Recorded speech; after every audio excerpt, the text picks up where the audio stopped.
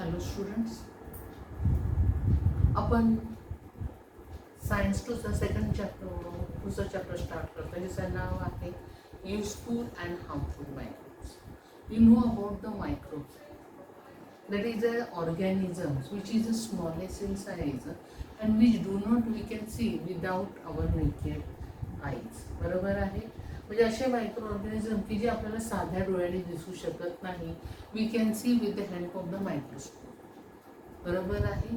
आता हे जे मायक्रोब्स आहे किंवा मायक्रो ऑर्गॅनिझम जे आहे हे दोन प्रकारचे असतात. There are two types of the micro organism. First is a useful microbe, other is a harmful microbes. म्हणजे पहिला जो प्रकार आहे तो युजफुल म्हणजे उपयुक्त आणि दुसरा आहे उपद्रवी. आता आपण पहिल्यांदा बघणार आहोत useful microbes. That is a useful micro organism.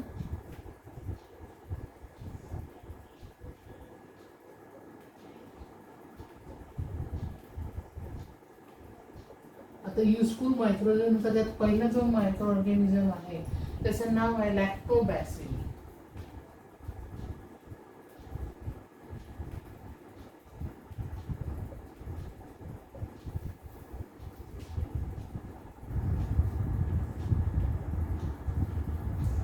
आता लॅक्टोबॅसिली जी आहे तर actually where it will is a present. Suppose I can take the smear of the buttermilk on the glass slides, put on the cover slip and see under the microscope. The microscope खाली बघितलं and before we can see under the microscope there we can see there is a rod shape. आपल्याला एक दिसतात त्याला म्हटलं जातं लॅक्टोबॅसिली. म्हणजे आपण जर ताक घेतला आणि ताकाचा बारीकसा थर आपण ग्लास स्लाइडवर लावला, त्याच्यावर कवर घेऊन हे टाकलं आणि त्याच्यावर कवर स्लिप टाकल्याने आपण मायक्रोस्कोप खाली बघितलं. That is a 10x of the objective and 16x of the these are the powerful these are objective we can use it.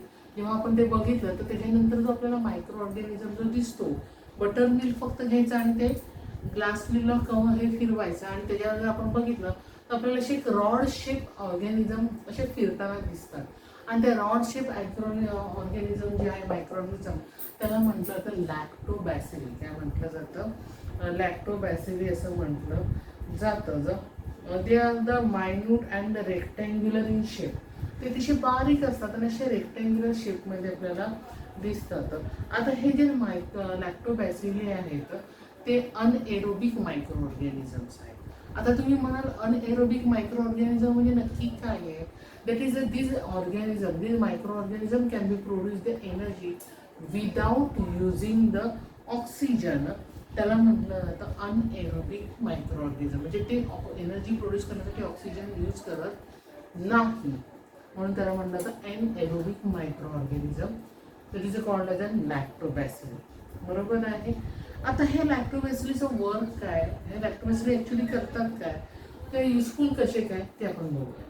आता हे जे लॅक्टोबॅसिली आहे तर तुम्ही घरी तुमच्या बघता की तुमच्या एक दूध घेते, दुधामध्ये दही टाकते थोडंसं किंचितसं आणि थोडं संध्याकाळी जर बघितलं तर छानपैकी दही तयार झालेलं असतं. बरोबर आहे. त्याची ते तुम्ही बघता. बरोबर आहे. मग अशा तुमची दही करते. बरोबर आहे. मग ॲक्च्युली दुधाचं दही होतं कसं काय? ॲक्च्युली दह्यामध्ये असं काय आहे की ज्याच्याद्वारे दुधाचं कन्व्हर्शन हे दह्यामध्ये होतं. बरोबर आहे. तर हे जे दुधाचं दही होणं किंवा milk can be converted to yogurt with the help of the micro organism is called as an lactobacilli. मग आता लॅक्टोबॅसिली ॲक्च्युली करतं काय? तर लॅक्टोबॅसिली कन्वर्ट, आता मिल्क म्हणलं की त्या मिल्कमध्ये काय असणार आहे? शुगर असणार आहे, लॅक्टोज असणार आहे. मग हे जे लॅक्टोबॅसिली आहे which can convert the sugar and the lactose into the lactic acid.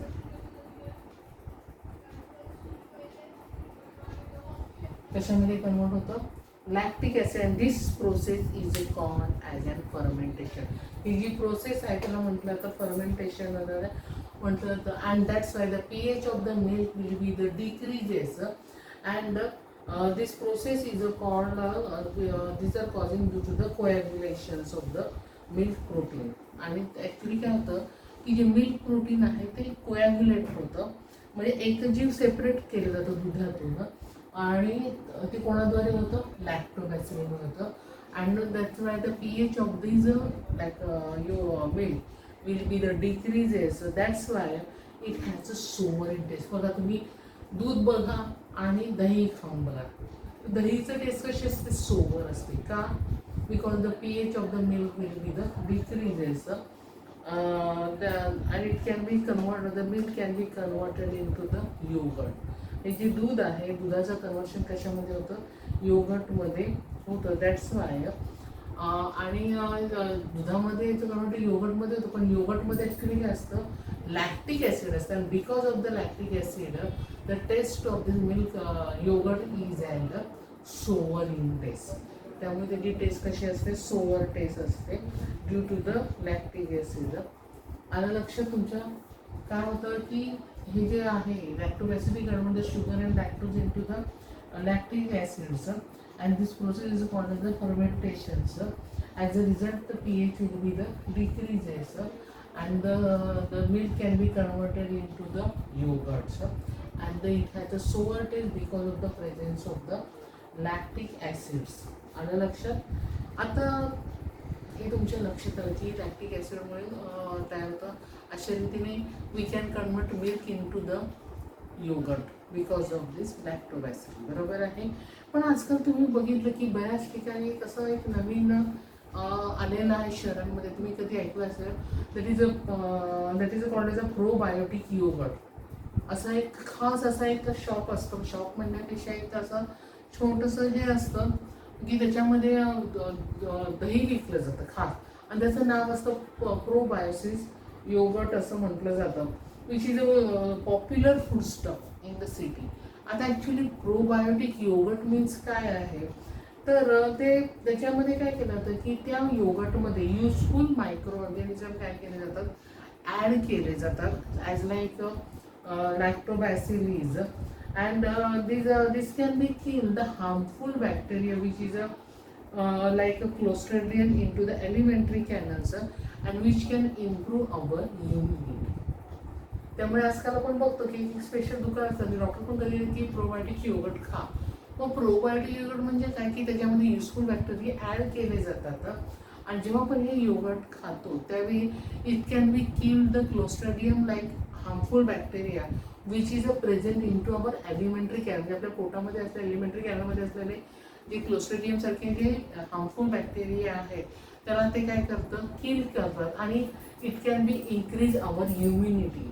त्या आणखी आपली काय करतात, इम्युनिटी काय करतात, वाढवली जाते. Because of this lactobacilli will be the added into these yogurt, and that's why these yogurts is called as an probiotic yogurts असं म्हटलं जातं. आलं लक्षात लॅक्टोबॅसिलचं हे तुमच्या? आता हे बरं लॅक्टोबॅसिलचे जे काही युजेस आहेत हे तुमच्या लक्षात आलं, समजलं तुम्हाला? ओके. आता ह्याच्यामध्ये पान नंबर 88 वर 88 पानावर यूज युअर ब्रेन हा टॉपिक आहे. बरोबर आहे. तर हा यूज युअर ब्रेनमध्ये हा टॉपिक अभ्यासक्रमामधून वगळण्यात आलेला आहे. त्याचप्रमाणे पेज नंबर 89 वर युजेस ऑफ द लॅक्टोबॅसिली हा देखील टॉपिक अभ्यासक्रमामधून वगळण्यात आलेला आहे. त्याच्याचप्रमाणे त्याच्या खाली रिसर्च हा टॉपिक दिलेला आहे, तर तो देखील अभ्यासक्रमामधून वगळण्यात आलेला आहे. म्हणजे हे 3 टॉपिक अभ्यासक्रमामधून वगळण्यात आलेले आहे. आता पुढचा जे आहे युजफुल बॅक्टेरिया, त्याचं नाव आहे रायझोबियम. तुम्ही नाव पण ऐकलं असेल कदाचित.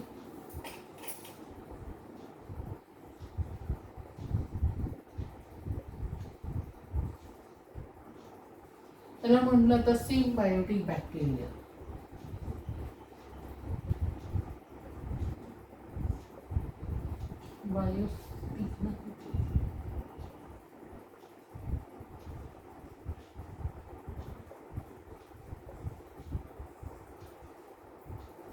आता rhizobium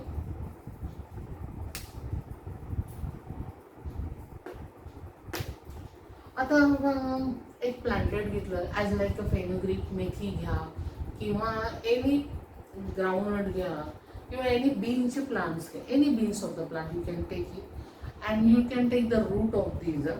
And in this root, you can sterilize with an 3 to 5% of the hydrogen peroxides and put into the alcohol 70% ethyl alcohol 4 to 5 minutes. आणि तुम्ही ते काय करायचं की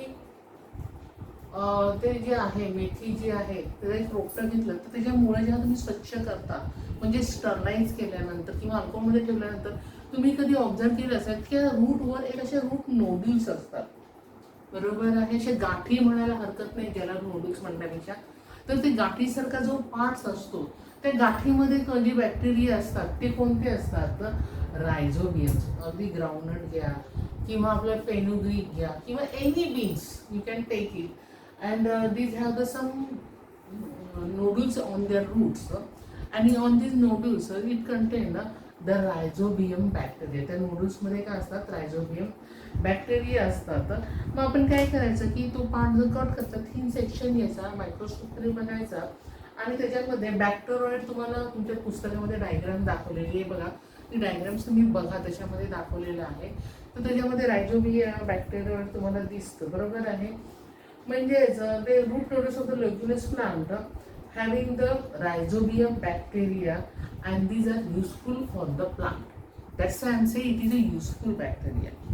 आता ॲक्च्युली त्याचा रोल्स आणि इम्पॉर्टन्स काय आहे त्या रायझोबियमचे. These bacteria are present daily in the nodules of these plants and they can be supplied the nitrates, nitrites, amino acid to the plant and exchange of it they can take the energy in the form of the carbohydrates. म्हणजे actually काय करतं की तुम्हाला माहिती आहे की प्लांटला grow होण्यासाठी nitrogenous सबस्टन्सची गरज असते. आपण आधी पण बघितलेलं आहे, बरोबर आहे. मग हे नायट्रोजन सबस्टन्सेस प्रोव्हाइड कोण करतं तर हे रायझोबियम. हे रायझोबियम्स काय करतात they can be take the nitrogen from the atmosphere and convert into the nitrates of the amino acid. आणि मग हे जे नायट्रेट्स अमिनो ॲसिड ते कोणाला प्रोव्हाइड करतात, प्लांटला प्रोव्हाइड्स करतात. And they can be provides करतात, सप्लाय करतात. आणि त्याच्याऐवजी they can be take the food in the form of the they can take the energy in the form of the carbohydrates. म्हणजे प्लांटकडनं ते काय करतात कार्बोहायड्रेट्स घेतात. Means they are mutually benefit relation with each other. म्हणजे एकमेकांना ते मदत करतात. That's why they are we can call as an symbiotic bacteria. त्याला काय म्हटलं तर सिम्बायोटिक बॅक्टेरिया असं म्हटलं जातं. आपण मला वाटतं आधीच्या चॅप्टरमध्ये नायट्रोजन फिक्सेशन हा टॉपिक शिकलेला आहे बघा, बॅक्टेरियल हे. तर ते बॅक्टेरियामध्येच काय केलं की हा रायझोबिया जो आहे it can take the atmosphere nitrogen and converted into the nitrates and ammonia acids. That's called as in the form of the nitrogen fixations. And they can be need the leguminous plant seeds, sweets of soyabeans and they live as a host. That's why कारण generally हे पल्सेसमध्ये जास्त प्रमाणात असतात. त्यामुळे आपण म्हणतात की जर आपल्याला शरीराची वाढ व्हायची आवश्यकता असेल तर प्रोटीन जास्त खाणं गरजेचं आहे. आणि प्रोटीन खाण्यासाठी सगळे लेग्युमिना म्हणजे डाळी खाणं गरजेचे. तुमच्या घरात पण तुम्ही ऐकता की डाळी खाणं गरजेचं आहे. जास्त डाळी झाली की प्रोटीन्स जास्त प्रमाणामध्ये मिळतात, बरोबर आहे. That's why the beans pulses are rich in protein due to the nitrogenous compound is available by the rhizobium. म्हणजे रायझोबियमद्वारे त्या प्लांट्सला जे बीन्स आहे किंवा लेग्युमिनस प्लांट्स आहेत त्यांना नायट्रोजन प्रोव्हाइड केला जातो. And that's why we can get the nitrogenous substances म्हणजे प्रोटीन्स, बरोबर आहे. त्या प्रोटीन्स हे नायट्रोजनस सबस्टन्स आहे, बरोबर आहे. मग त्यामुळे जास्त प्रोटीनची आवश्यकता असते. त्यामुळे म्हणतात डाळी खा, डाळी का खा, कारण डाळीमध्ये नायट्रोजन का आहे कारण त्याच्या रूट नोडल्समध्ये रायझोबियम आहे. It can be provide the nitrogenous substance to the plant. That's why they are rich in protein. त्यामुळे त्यांच्यामध्ये जास्त प्रमाणामध्ये काय असतात प्रोटीन्स असतात, बरोबर आहे. आणि तुम्ही कधी जरी बघितलं की after harvesting of the leguminous plant there is a left over the root and it can be dumped into the soil. म्हणजे जेव्हा पिकाचं उत्पादन पीक काढलं जातं ते पूर्णपणे ते रोपटं काढलं जात नाही. जे रूट्स आहेत ते जमिनीमध्येच ठेवले जातात. बाकीचा वरचा पार्ट काढला जातो आणि ते रूट्स आहेत which is a dump into the soil, म्हणजे ते जे रूट्स आहेत ते जमिनीमध्ये काय आता गाडले जातात. And that's why the soil can be maintain the bacterial population, that is the rhizobium populations, and it can be help to reduce the uses of the chemical fertiliser.